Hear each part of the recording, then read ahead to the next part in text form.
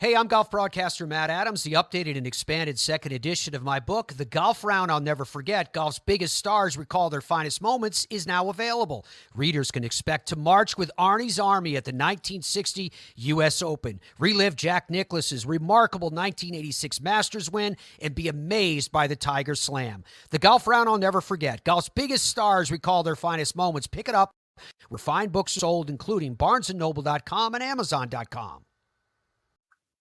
Welcome to Football is Family, a podcast dedicated to the fan and fan experience.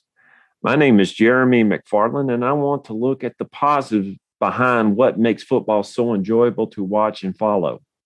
I want to know why you are a fan of your team, of a player, or an era of football. Whether the pros, college, or high school, I want to hear and share your stories and your love for the game. If you want to be part of this podcast, please message me on Twitter at Jeremy_McFarland or on Facebook at the Football is Family Facebook page. This podcast is part of the Sports History Network, your headquarters for the yesteryear of your favorite sport. You can learn more at sportshistorynetwork.com. We'd like to welcome everybody back to Football is Family podcast, and I have a special guest, and I'm really pleased for this. If you would like to introduce yourself, my friend. Well, my name is Ken Riley II. Ken Riley Sr. was my father, who played cornerback for the Cincinnati Bengals from 1969 to 83. At the moment of his retirement, he was fourth all time. And now it's currently fifth all time on the interception list. Now, I'm going to tell you how deep of a research I did, Mr. Ken. I went on my Madden game, and I wanted to see what it was like. And if you have any of the Maddens for the last 5 years or so, they have the all-time list of passers and runners. You know, Peyton Manning's up there, Emmitt Smith is up there, Walter Payton is up there. And I said, I want to see if Ken Riley's up. He is number 5. And it's amazing because I want to list the people who are behind him, okay? Mm-hmm. At 65 interceptions, he is above Charles Woodson, who is just one of the best cornerbacks. They actually tied. They tied. He had 65. That's right. Yeah. Okay. Ronnie Lott, who, if you don't know who Ronnie Lott is, he is probably one of the scariest men to ever play safety ever. Right. Ed Reed, and many of you probably will know who Ed Reed is. These are men that your father either tied or beat, and the problem is he is not in the Hall of Fame. Yeah.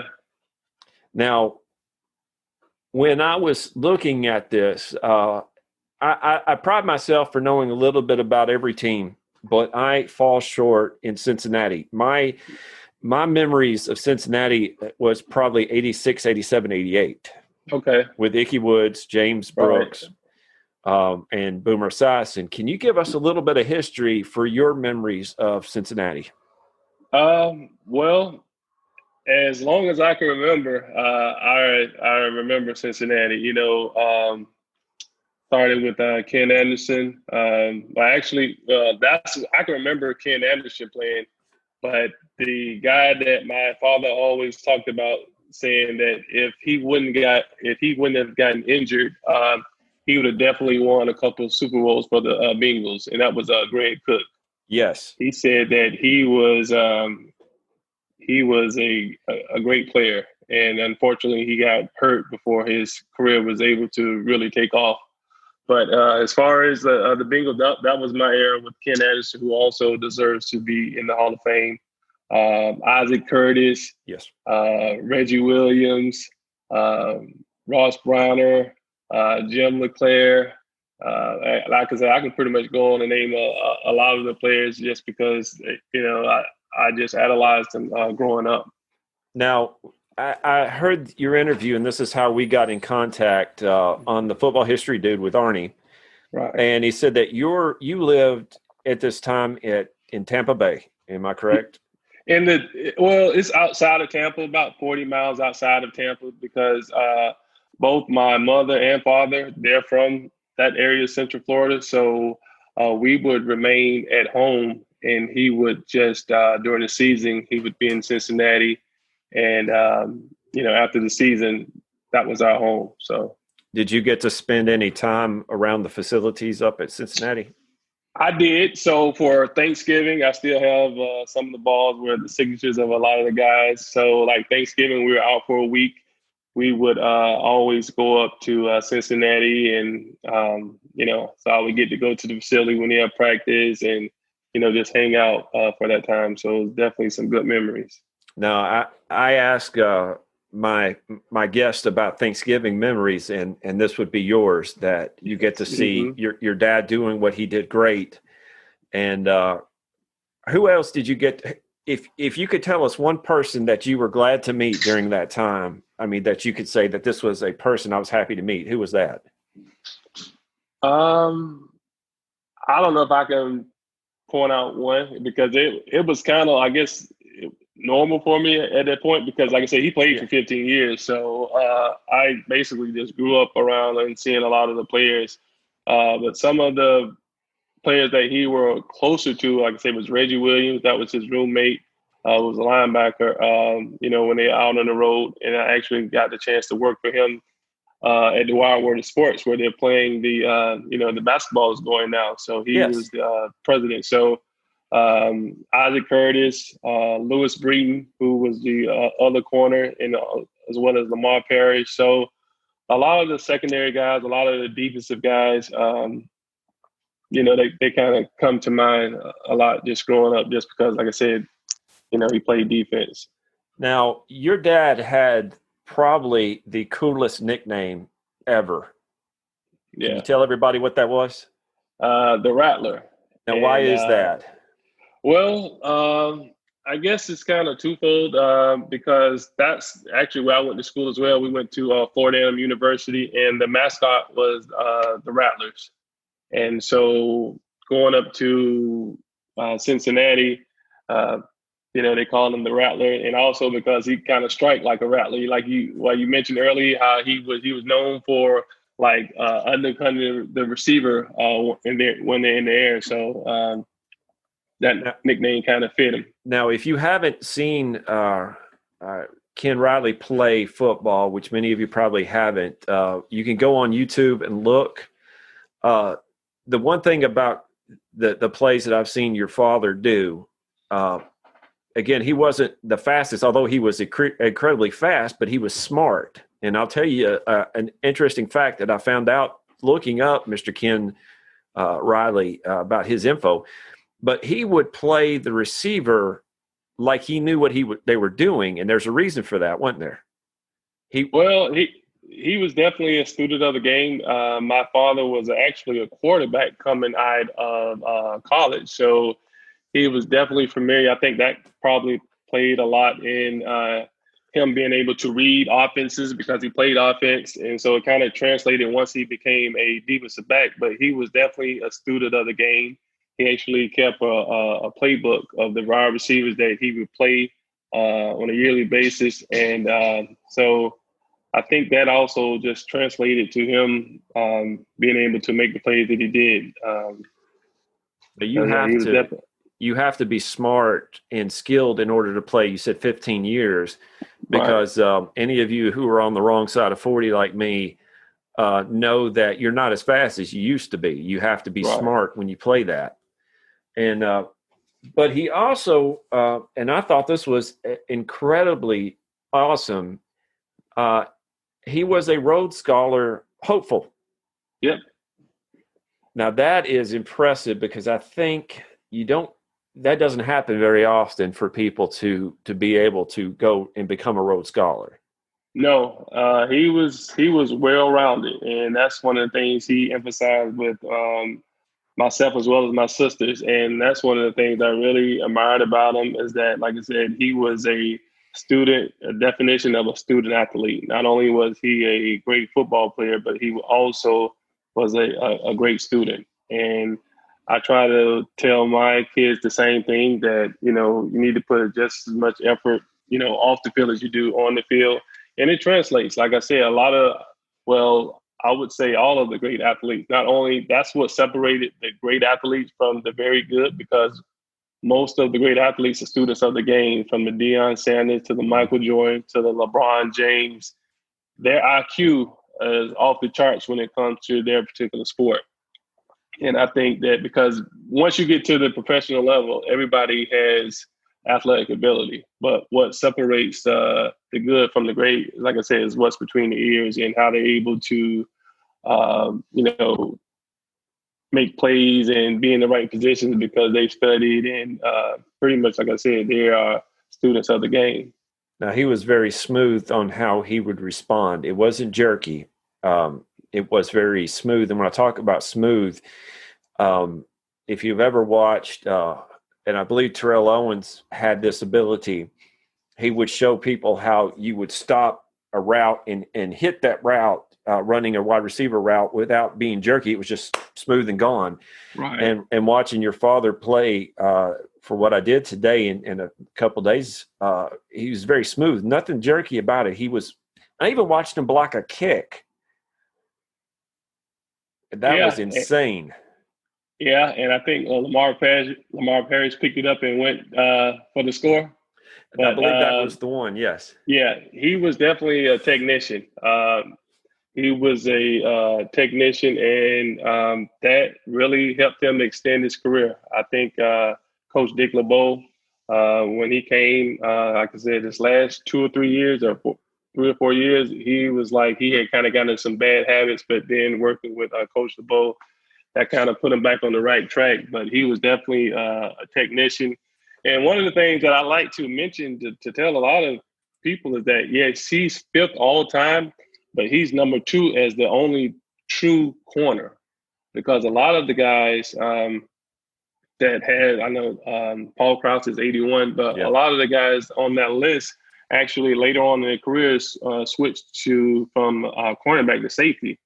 But he stayed on that corner the entire 15 years of his career, and he never, transitioned to that safety position. And he probably could have played. I mean, he was always in great shape, and he always talked about Muhammad Ali went out on top. So he was like, he always wanted to go out on his terms. And but I definitely think he could have played a couple more years, even possibly switching over to safety.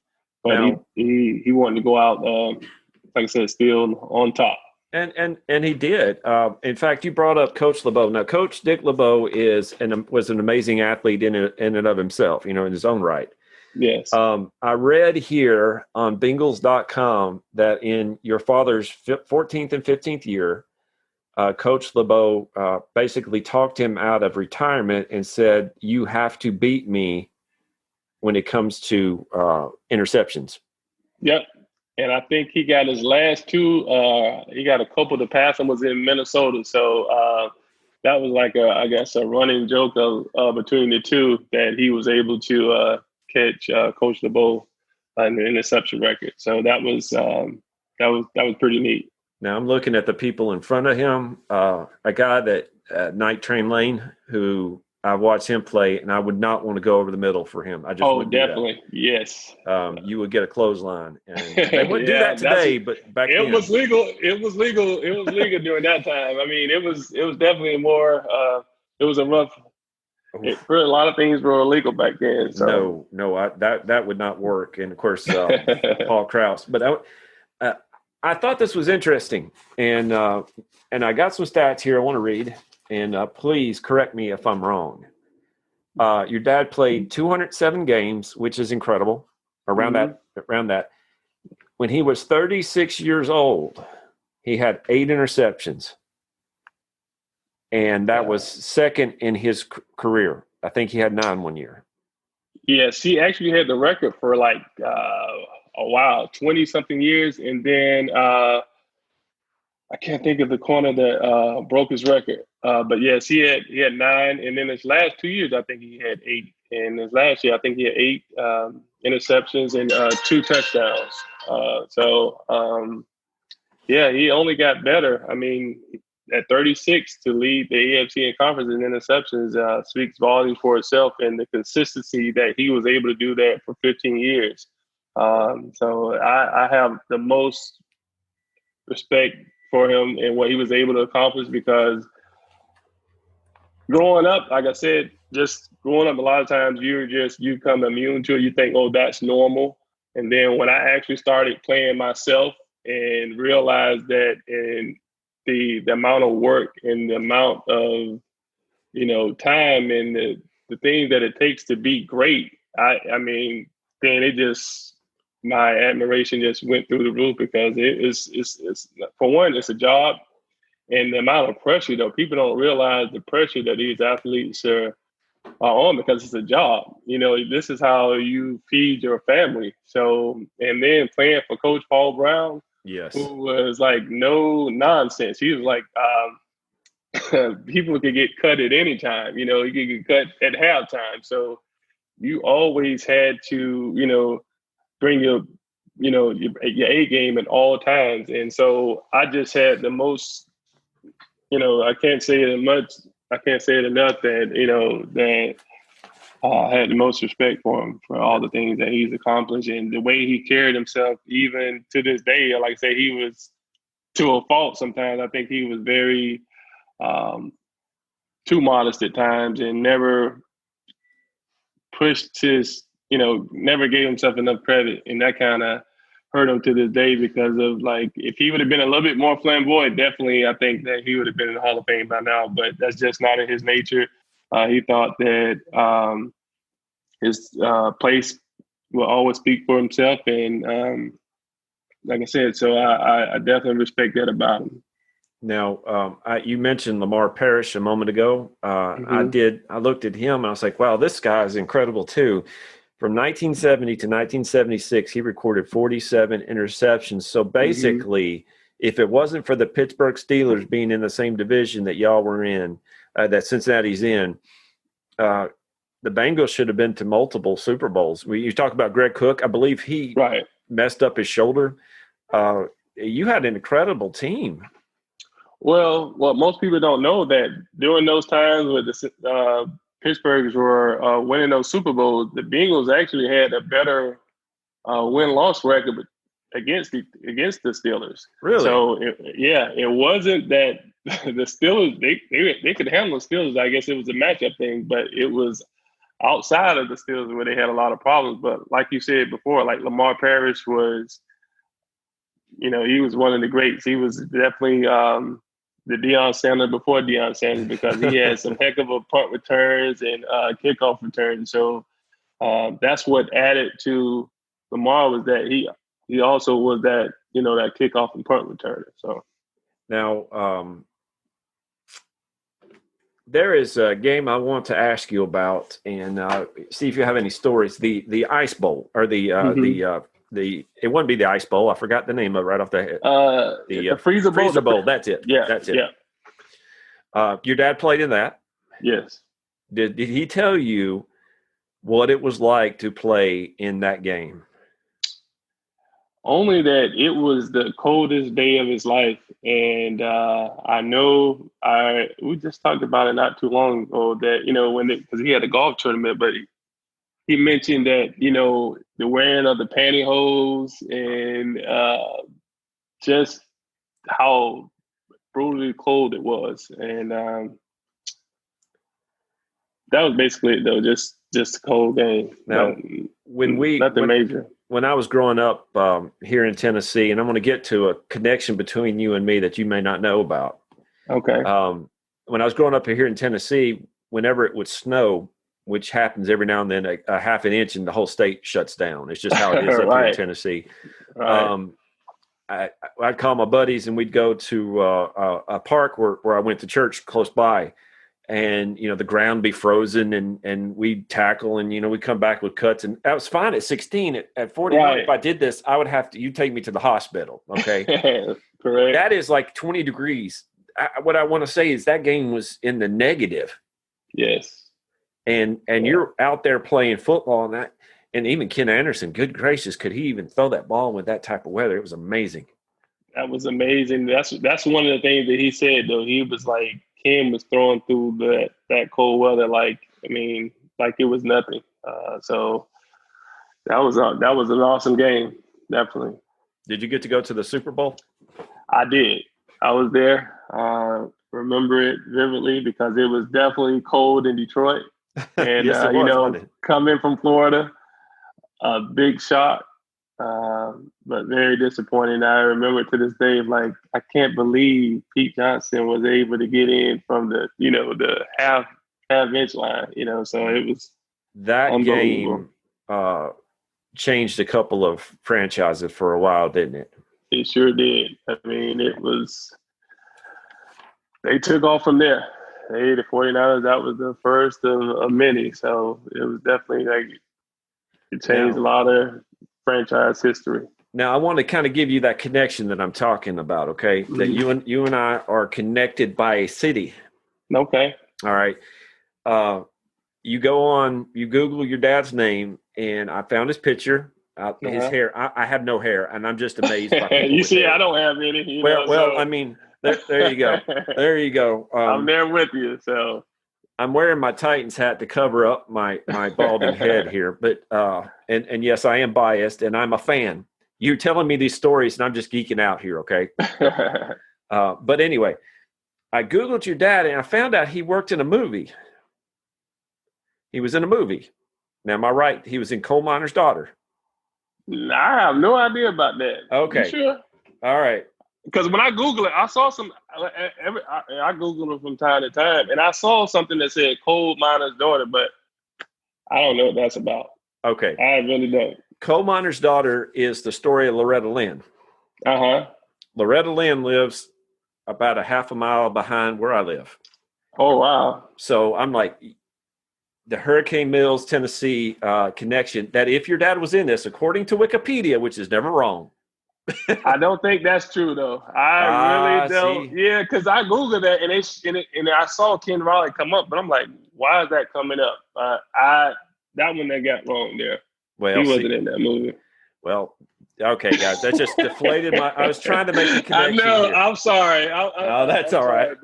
That's all right. No, but I thought we just had a connection here, and now I just can't trust the internet anymore. Hey, sometimes they get it wrong, but it happens. It happens. Yeah. But I do have a couple more questions for you, and I appreciate your time today. No, I thank you. Like I said, anytime I can speak about my father and help keep his name out there, and one day, like I said, eventually get him to the Hall of Fame, I appreciate giving me the opportunity to speak about him. And you actually doing your homework. I know you're a fairly young guy, and that's the thing. Most people probably never heard of my father or a lot of the Cincinnati Bengals, and it's unfortunate. But there were some great players, and there still are some great players, and it's just sometimes. Depending on the market and the media, and it's just one of those things. So I thank you for giving me the opportunity, and thank you for everything that you've said and you've been doing to support my father. On my Twitter account, which I think we're friends now, right? We're going to push your father, and I believe he would be with the senior committee by now, wouldn't he? Mm-hmm. Okay. Yeah. They have where you can vote for different players, but I don't think we can vote for the senior. No, you can't do it for the senior. But we can have some influence. We're going to get your dad in, and when you're standing there at Canton, because I know you're going to be the one doing it, and you're fighting back the tears because it's going to be a beautiful moment, my friend. It will be a beautiful moment. Well, we put it on tape now. You have an open invitation. I work for Southwest, so I will get you to the ceremony. Now, look, I wasn't gunning for that, but I will take it. But I want you to realize that the Sports History Network, Arnie and me and everybody else on our group, if we can be there, that'd be fun. I will pack my bags and head to Canton. But if we can't, you have us in spirit because, number one, people said it's longevity. It's not longevity. People had said that Cal Ripken, with his consecutive games, he only got the hits and the home runs for longevity. The guy was a warrior. Right. And the very fact that your dad did what he did, it doesn't matter if it was 15 years or 20 years. In that time, they passed the ball 45% of the time. which means in 45% of the time your dad got that many interceptions. That takes more skill than what people are giving him credit for. So that alone, you should be proud, and I know you are. I know you are. I really am. And like I said, thanks for the kind words. And also, they were playing 14 games at a time. Yes. A lot of those years too. So, and I hear the longevity. I hear playing on the opposite side of Lamar Parrish. And then my other argument is that, okay, what happened to all the guys that's playing on the other side of Deion Sanders? You know, you still have to be in, even if they threw at you every down, you still have to be in position to make the play. You still have to be good enough to be a starter in the NFL for 15 years from 69. You still have to be, that speaks volumes, you know, for the work he's put in and the consistency in doing something like that. So it really just bothers me when people, you know, make those arguments about, say, like the longevity or he played the opposite this person, and, you know, just I don't understand it. 5th all time that has ever played the game. Number 2 true corner. He never switched to safety, and 65. That's a huge number, and from me playing, I know how hard it is to get an interception. With people passing more than they did before now, no one's going to hit that number for a long time. Yeah, it's hard. It's definitely hard. It's not something that's just easy to do. Now, I did read this story, and I'm hoping that the internet is right with this one. You know, that your dad saved a certain commentator named Chris Collinsworth from a wild turkey chase. Yes, I did hear that one. That was true. I don't know the details of that one, but that sounds like something he would do. You know, he'll end up giving up the joke and, like, you know, letting him off the hook. So yeah, no, that was true. Okay, see, so the internet is half right tonight. What I read about this is that Collinsworth was a rookie, and you haze a rookie. You don't try to hurt him, you haze him. And I'm sure your dad was hazed in 1969. That's just how that works. Yes. And he was going to pick up a turkey for Thanksgiving, and they were going to send him down in a no lane place, just get him lost. Right. And your dad stopped him. Now, in closing tonight, my friend, and I appreciate, again, your time down in Houston. Now, let's get another connection, okay, that my Titans are from Houston. Right. There's the connection. I'm trying to find one, and I found one. There it is. Hey, that's definitely one. That's definitely one. I didn't have to reach too far for that one, but not at all. Give me a funny story to send us on our way, if you would, please. Well, I can tell you about fate, things that really how it was just meant to be. So he told me a couple of stories, but this one always sticks in my mind because I think that the opportunity meets preparation, and sometimes just plain old luck. First game. You have to remember that my father never played defense. He was a quarterback in college. Definitely a prima donna, not very physical, but he said he was one of the first games, preseason games. He's the L9 or L7, but the gunner on the kickoff team. Yes. And he said that ball kicked off.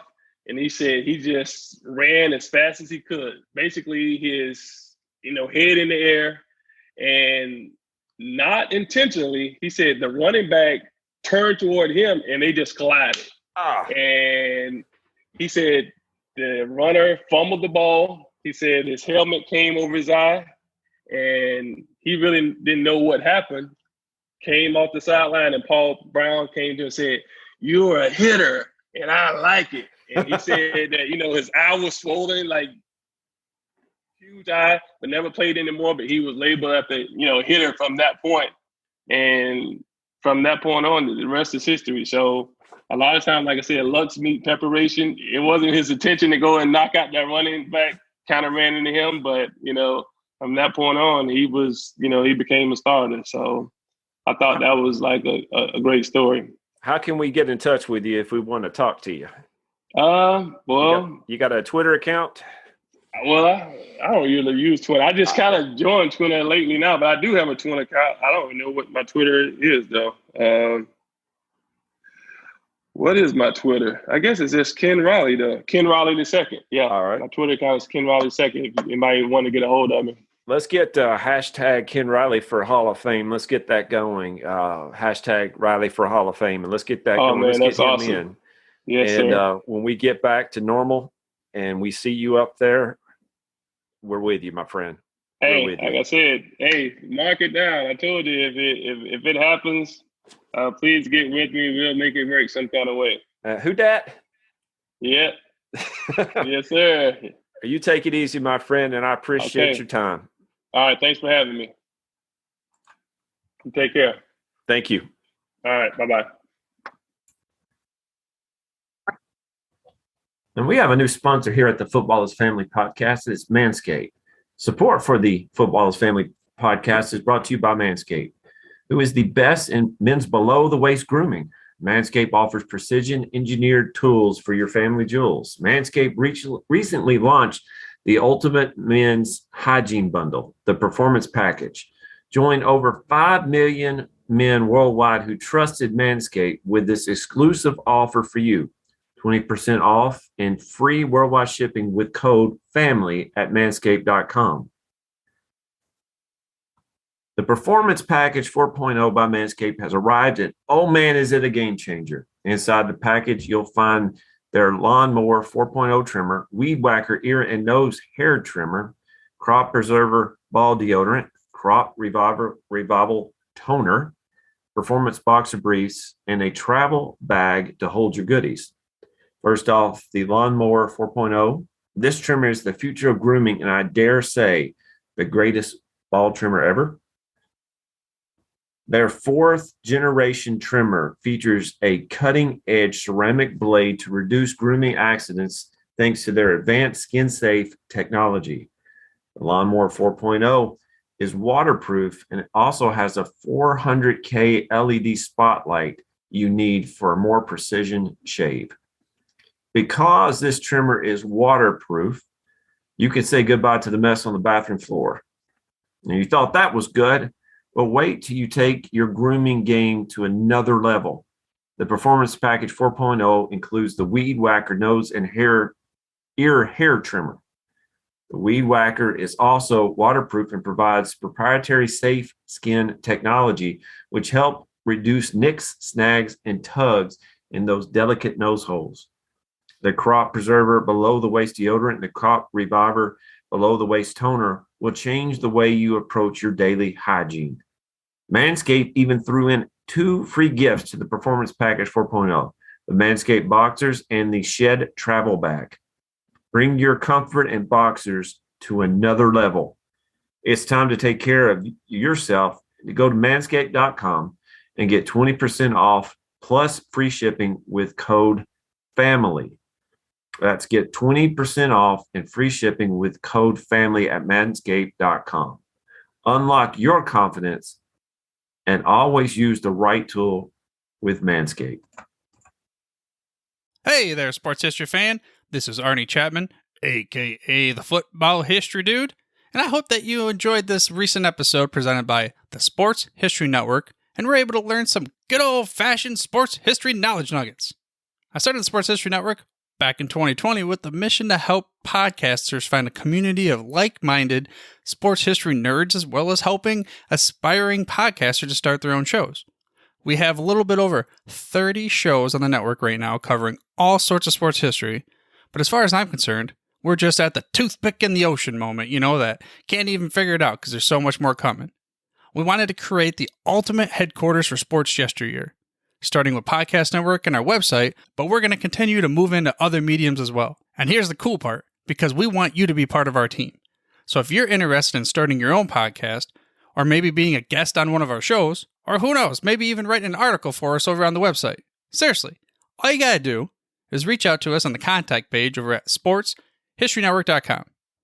You can be as technologically savvy as a Neanderthal tapping on a stone trying to figure out this whole hieroglyphics thing back in the day.